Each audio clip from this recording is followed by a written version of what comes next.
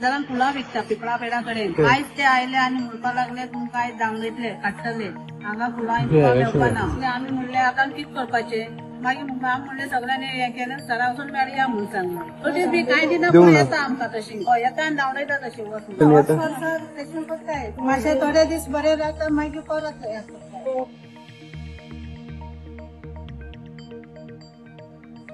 मडगांवचो बाजार म्हणटा तो असो ट्रेडिशनल ऑक्युपेशन इतले वर्सांचे जो धंदो करता ताजे खातीर तो बाजार आहा म्हणून लोक साश्टीकार ते बाजारात येतात ही लोक आहा ती सगळी 99% एसटी समाजाची म्हणल्यार मूळ गोंयकार समाजाची जी आपली भाजी रोयतात जी झाडां रोयतात कितें रोयिल्ली वस्त काडून म्हणजे विकतात ताजे खातीर त्या बाजाराक नांव आहा आज जर तांकांच टार्गेट केली जाल्यार कसलो बाजार उरतलो आणि बाजार कोणा खातीर गोंयकारां खातीर काय भायल्यां खातीर हो प्रश्न आहा ताजे खातीर हांवें ते चीफ ऑफिसराक सांगिल्लें आहा टायम पडलो जाल्यार मडगांवच्या आमदाराकूय सांगतलो हांव मडगांवच्या मार्केटान गोंय आसचें नाजाल्यार मडगांवच्या मार्केटान सगळे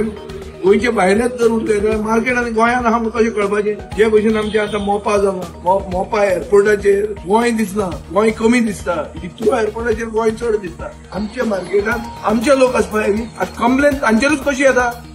चोर बाजार चलयतात मरे मडगांव तो कोण चलयता कितले गोंयकार आहा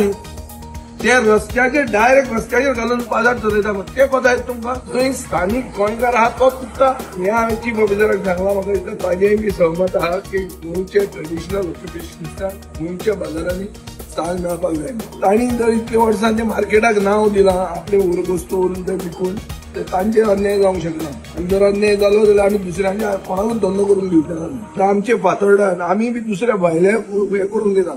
पूण जे भाजी रोयतात तांकां भाजी आमी विकून दितात रस्त्या सायडीन स्टेडियमा कडेन हाजे कडेन डेजिग्नेटेड एरिया आहा तशें आमचो डेजिग्नेटेड एरिया इतक्या वर्सांचो डेजिग्नेटेड एरिया तो आतांच कसो डिस्टर्ब जावपाक लागलो एक्सिडेंट जालो जाल्यार तांच्या खातीर जालो कसो जावंक वस्तो काय हाडावन दितात ती अशें अन्याय गोंयकारांचे गोंयांत सहन करून आमी येवचना आमचो पक्ष गोंयकार गोंयकारपणाचो